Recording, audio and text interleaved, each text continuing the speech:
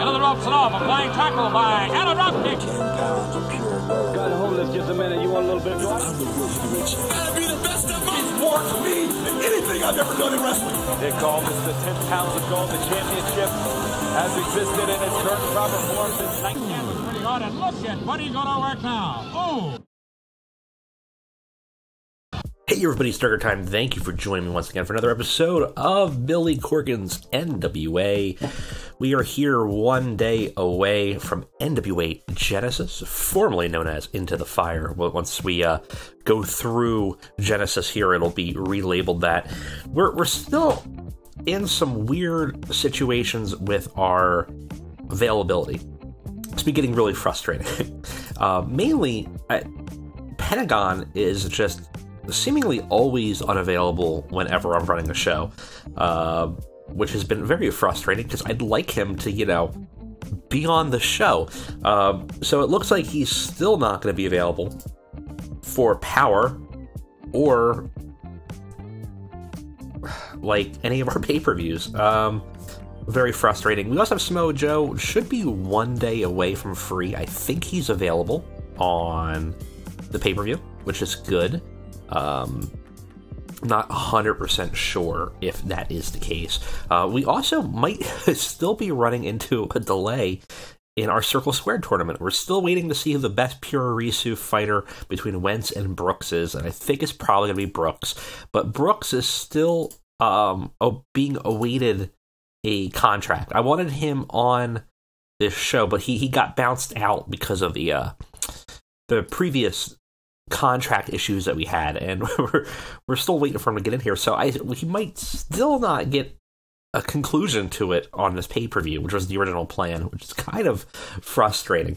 But the show must go on. We will still run it as usual, and we'll just work through whatever we have. It's not a big deal. Interestingly enough, in the world around us, though, New Japan's having some issues here. They're getting dropped from their broadcasters, at least a couple of them, which is very fascinating. I kind of wonder what the hell's going on over there. Meanwhile, we're not financially doing that great, but our shows have been going very well. What's going on over in New Japan here? Lost broadcasting deal, losing a lot of broadcasting deals. They're still very large, a lot of money, still the second in the world, so nothing crazy going on there. Harold Mage still the CEO in this save, but they do seem to be losing quite a lot of their deals here, which is interesting. So their shows are not meeting their broadcasting quality. So something to look at, because they might start purging wrestlers, and that could be very useful for us, even though really the style isn't what we're looking for. But it is something to take a look at. Everybody else in the world is relatively looking okay, except for Championship Wrestling from Philadelphia, which is negative $656, but we absorbed that information, so it's not the end of the world, but it's nice to have it. Everybody else seems like they're doing okay. Fight Club's not looking good here. ICW not looking good there, actually. They're really looking bad over there. It's always interesting to see where these companies fold. I might also put on, I don't think I have organic companies on, so we might put on organic companies at some point as these companies start to look like they're hemorrhaging money here in a bad way. Some of them are falling apart here, which is interesting. So having some new companies show up would be interesting, even if they're weird and AI generated. Sometimes that's kind of fun. Now, we have a show to get on. The last time we had a show, which has been a couple weeks because I've been sick, we had a pretty good one. And Colt Cabana is no longer brainwashed. We had the Revenant show up, the former authors of Pain. Enzo calling out Smoking Aces, wants a match with Sleaze and Breeze. Careers on the line for the Von Erichs in a match here. It's a Texas death match, I believe. Starks demanding a match against Cross, saying me or him to Kingston. So Starks versus Cross are going to have a sort of loser leaves the kingdom kind of situation here, which is interesting. And yeah, so we got some stuff. It's not a huge pay-per-view, but there's definitely some interesting elements here going on. Obviously, the weirdness of Warhorse getting a challenge for the Alliance title, and no, we don't know who the mystery opponent for Eddie Kingston is after the title won't be vacated. Presumably, it's probably Samoa Joe, but we don't know if that's actually the case or not. But we have a show to put on, so let's go ahead. We have a lot of storylines to kind of pay off, and let's see how many of them we can do with this show. Okay, so we gotta set our broadcaster, which will be Fight TV. We do have a backstage incident, a couple actually, one with Lio Rush and David Finlay. Lio Rush was brought before wrestlers' court, accused of not joining the wrestling locker room for a night out, and had to pay for beers for everyone. And it's something involving Colt Cabana here. He came to the backstage and said that he thinks Ricky Starks has a bright future and that he'd be willing to put him over in order to help take him to the next level. Well, that is very nice of you, Colt Cabana. Did not intend for you to put Ricky Starks over, but maybe we will. That seems very nice of you.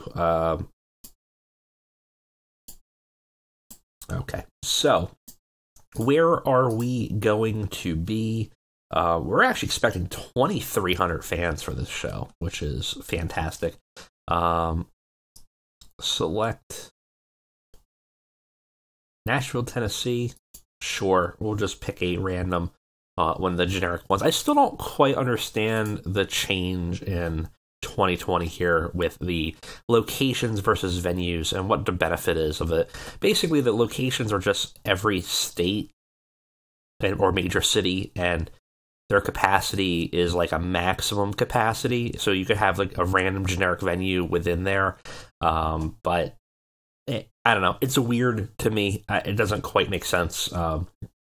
Someone could probably explain it to me at some point, but I think it's just supposed to be a more flavorful way of doing generic venues, or maybe having a cap on a specific location, but it's weird. All right, we got a lot to put on this show. Unfortunately, the tournament still is not going to happen because we're still waiting for Chris Brooks to get back to us. So I was hoping to finish it on this pay-per-view. That's not going to be the case. We do have one absent worker, which is just Pillman. Oh, look at that. Pentagon is going to be available. Unfortunately, I don't actually really have anything for him, but maybe we can come up with something. We got some big show, though. We have Kingston versus a mystery opponent. We got careers on the line in a Texas death match. We got an Alliance champion belt that is going to go on the line. So we got some stuff going on. In fact, let's borrow the title now. We don't have anything going on for the Heritage Women's title, but maybe we can borrow that. And we do have a Sleaze and Breeze versus Enzo and Cassidy match for the Heritage tag. Maybe we could do something with the Heritage Women's, but I don't really think we have anything set up for it that would be interesting. So not really worth doing, I think. All right, let's put on a show. Let's see what Genisys brings us, and we'll catch you guys on the flip.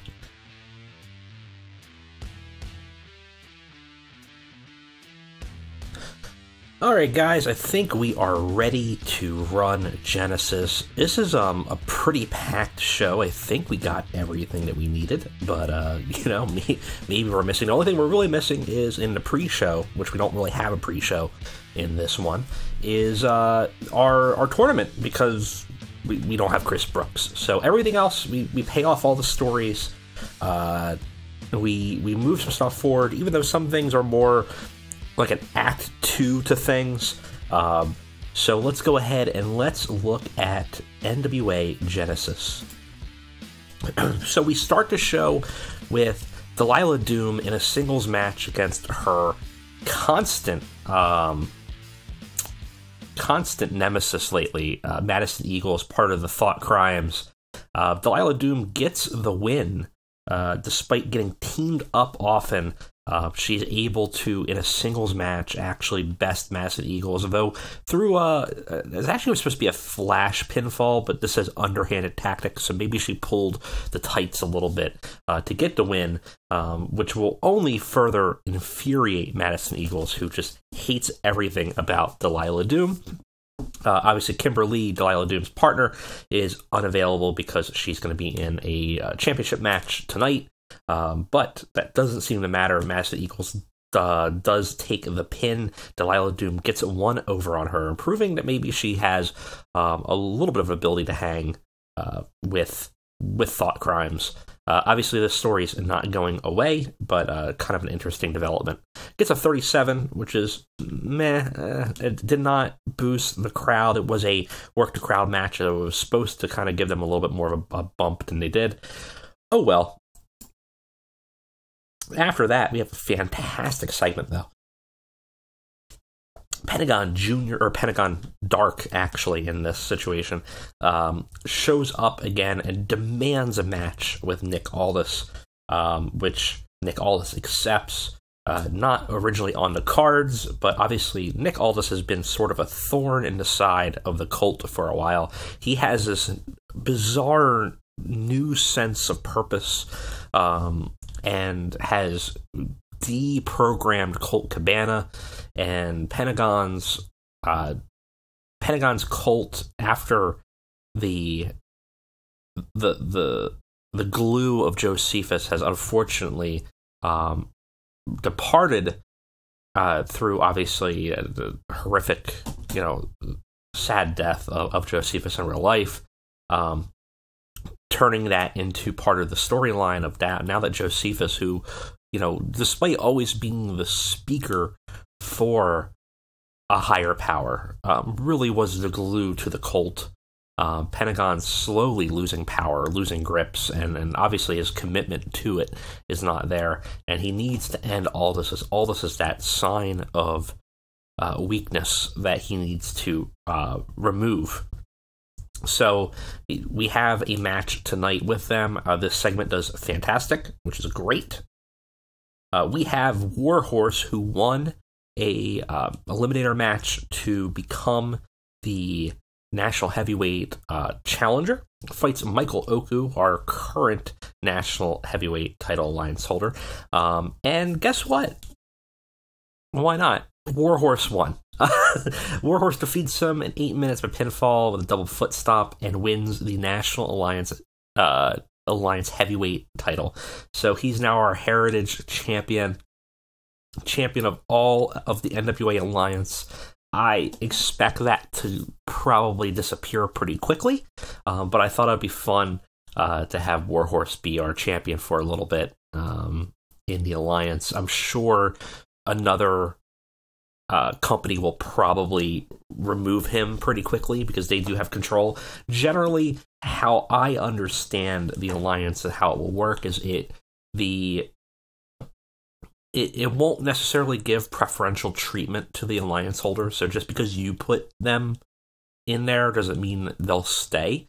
It generally will try to, like any title, put the best person based on how you had it set up into the spot. So if there's somebody in a company that has a higher momentum, higher popularity than Warhorse, that person will go over in a match generally to win the title, which is one of the reasons why we tried to make it so that we are the largest of the Alliance necessarily, just so that we have a little bit more control of what happens, because if our people are bigger than everybody else's, we can pretty much guarantee that our people are there. It would have been nice if we still had AEW, because then we could kind of actually manipulate them by making their champions our alliance holders and bringing them over for free. But in terms of building up our people, having everyone sort of at equal footing is a little bit better for us in terms of using talent and making sure we have the playing pieces where we want them, I guess. So in this case, for at least a short time, Warhorse defeated Michaeloku, gives him a huge win, a huge buzz, got the crowd buzzing. They loved the match. It was a short, brutal match. Unfortunately, its segment rating isn't great. A lot of it has to do with both performers not really standing out. But a good win, a cool win for the 3 Warhorse fans that exist in this channel. If you're a Warhorse fan and I'm just not hearing you, tell me in the comments. I want to hear the love for Warhorse. Maybe they're out there. I don't necessarily see it, but some of you must. Now, onto a match. Ricky Starks versus Matt Cross. The loser will leave the kingdom. It's one or the other. We knew where this was going to go. This is no surprise, but again, this is just sort of part of a growing story. Ricky Starks cleanly defeats Matt Cross in 14 minutes with a Buster Keaton. Ricky has a 36, Matt Cross has a 48. We tried to give Matt Cross the best possible match, which was a high spots match. So Ricky underperformed a little bit, but we got the bonus from Matt Cross. We advanced the storyline. Gets us a 45, and that means Matt Cross is out of the kingdom and has departed. The rivalry has continued, the divisions between the two obviously being a consistent issue, and Ricky Starks continues to rise up the ranks while Matt Cross plummets as a inverse momentum, sort of Ricky Starks entropy almost. And where he will go, we don't know. Or maybe we do, you know. And in fact, we do, maybe, with the next segment. Matt Cross leaves towards the locker room, and the cameras follow him back. Eddie Kingston's backstage trying to talk to him, because Eddie accepted the terms, but didn't necessarily want the family to break up, right? But Matt Cross continues to walk to his locker room until he sees a mysterious figure which scans up, and we see Bo Dallas in all white, like an all white suit, with a gray tie, looking very classy. And he's greeted by this figure. And we don't see really what happens. All we see is the locker room door close as Matt Cross begins to communicate with the former Bo Dallas. Has a new name, but we will talk more about him in the future. So Matt Cross leaves one family and is confronted by some type of mysterious benefactor. We don't know really what's going to happen there. Unfortunately, he gets a poor gimmick, though that really wasn't the gimmick he was supposed to have, so I may change that. We advanced the Satori initiative with this storyline, and Matt Cross was very poor while improvising dialogue, because I forgot to script it once again.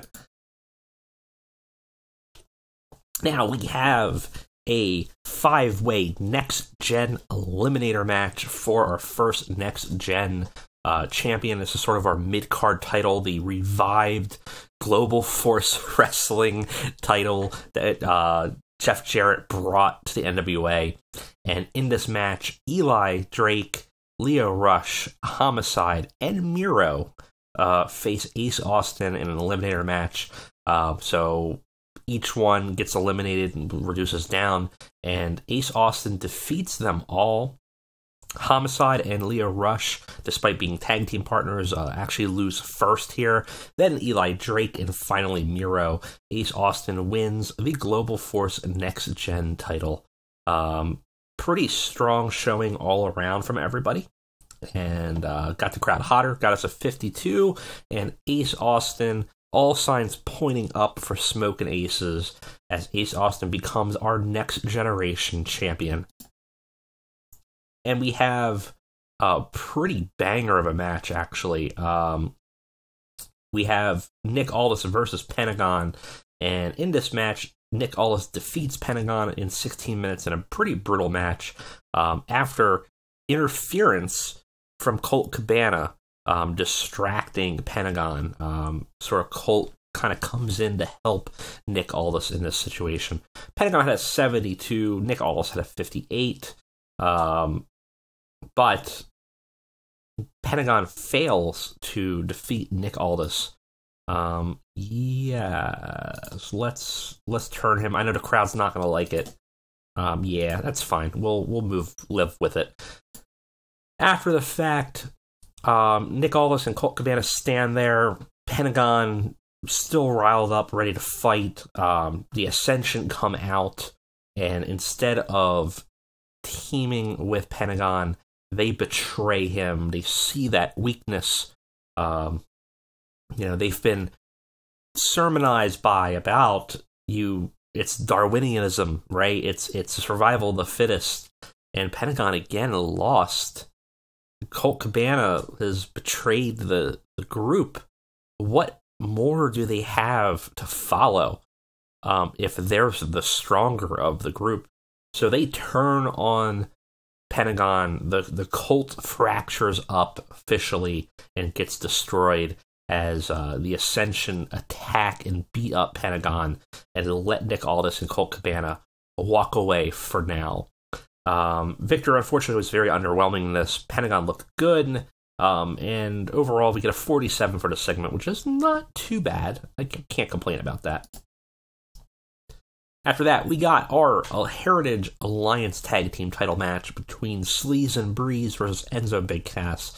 Sleaze and Breeze have a good performance, but are unable to defeat Enzo and Big Cass, who win and make defense number 2 of the Alliance Tag titles. Everybody does really well in this match for where they are, even though Big Cass is still under a extremely poor form, still struggling there. We might give him a shout in this after show to maybe give him a little bit of a boost there. Gets us a 51, not too bad. Kimberly versus Dianna Perez versus Thunder Rosa in a triple threat for the women's championship. Kimberly retains this, actually pinned Thunder Rosa with a palm strike and makes defense number 5 of the world's women's title. Might be actually our longest champion in the division for a bit. Outside of the time we had who did we have at one point? Ronda Rousey, who left with the title for like 6 months, but that doesn't really count. She Brock Lesnar'd us at one point. 49 for Kimberly, a 36 for Dianna Perez, a 40 for Thunder Rosa. I actually let the road agent pick this one because I wasn't really sure where I wanted to go. So I'm actually kind of shocked that Dianna Perez didn't win this. I'm kind of happy because I don't like having to say Dianna Perez a lot because it's a mouthful. But Kimberly retains for now. We don't know.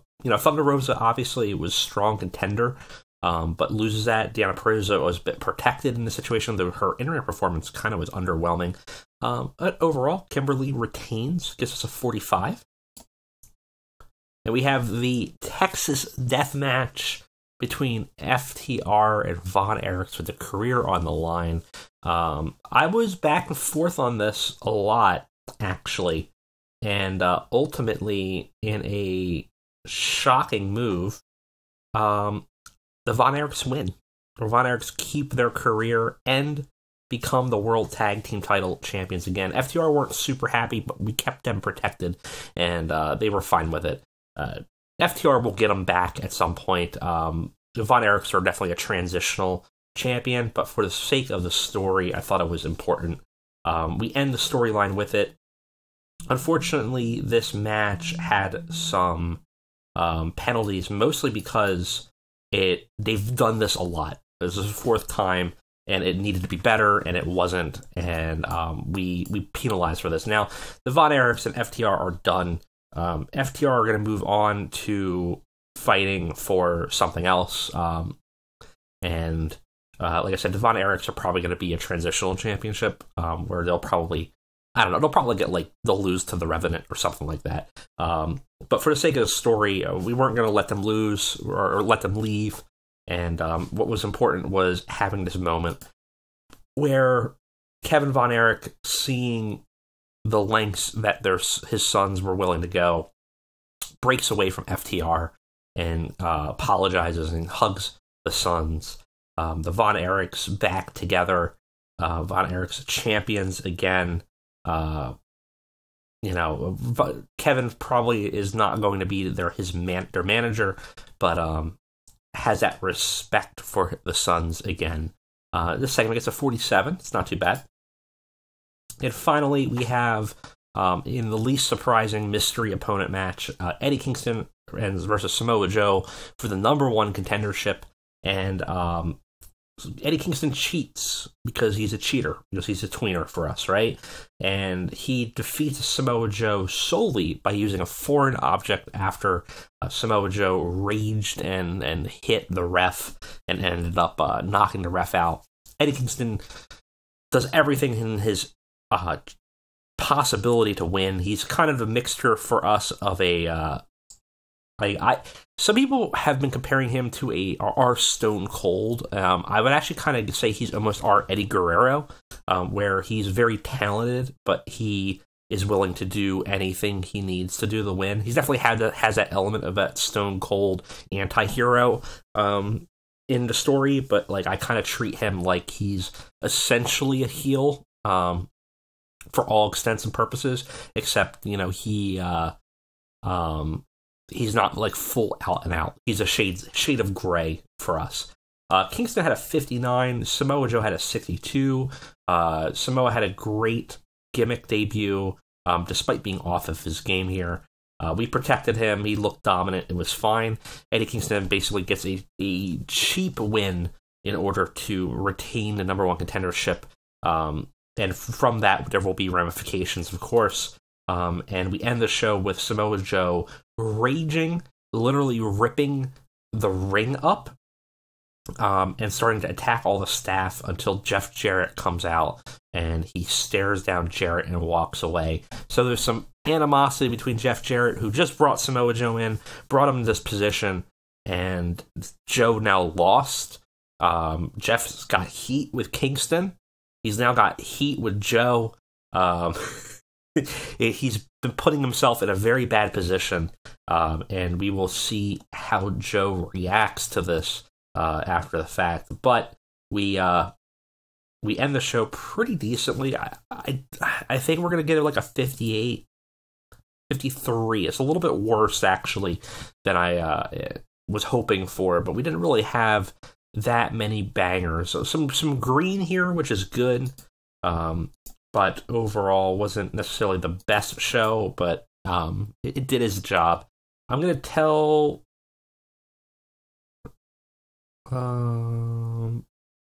give Big Cass a hug.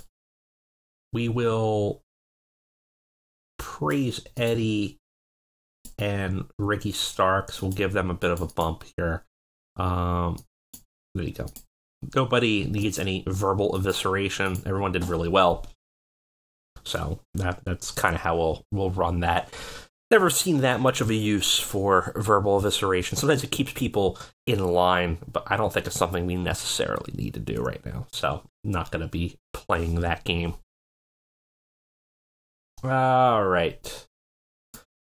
There's Chris Brooks. Now Warhorse wants more money. Sure, I'll give you the full amount. That's fine. We'll have to take a look to see how this did for us. Delete that. Connor has poor in-ring psychology. Yeah, no shit. So we have 4,000 viewers, which is not horrible. Buy rate's 0.1, which is not great. Ace Austin needs a little bit of time off. We can do that. Give him a week or two, which is fine. And, yeah, how was that show? Well, we still lost money. Ticket sales Or was that from this month? It was the beginning of this month. Actually, that's not bad. Our ticket sales alone for that show, plus our one, seems pretty strong. Oh wait, no, we are in January already. So, well, it's an extra like 6,000. It's not horrible. If we're only going to end at a performance of only down 5,000 a month, it's not bad. Honestly, it's not too bad at all. And we were talking about how we weren't sure if the event was going to be good for us. I think a monthly event is going to be great for us because it's actually gained us enough money here to recoup about 20 grand in losses. Well, about 15 grand in losses. That's a huge win. And that's only going to do better for us in terms of moving that momentum, moving that needle, because we need to get the ball rolling on here. We're slowly growing, but it's taking a hell of a long time. Someone had mentioned in the past in, I think, the Discord, and it's certainly true, that we are at the point of sort of the slow grind for this company. If once we get bigger, we can build momentum easier, and we're just big enough that it's hard to consistently build that momentum. We need to basically double. Well, not double. We need to have like 8 points higher every show than these in order to boost up. So we need to be at like 53 or so each show to move the needle. Which we have been. We've been slowly grinding up. So it's just going to take a hell of a long time. But I think doing an event every month is going to help us, and it's certainly not going to financially hurt us. In fact, we're actually gaining a little bit more money from it, which is very interesting. I did not expect that at all. So that was Genisys in the bag. Pretty good show. Generally stayed the course on a lot of stories. But some momentum building up there, some mystery. We don't know what's going on with Bowden Austin Taylor, a.k.a. Bo Dallas. And we'll have to find out more about what he's all about. I'm sure some of you already have an idea, but that's definitely going to be a big focus going forward. Thank you guys for joining me. Thank you guys for waiting for a long time for this next episode, but hopefully we should be back to a regularly scheduled series from now on. So thank you for your patience in the last couple weeks, and I'll see you guys next time. Have a great one.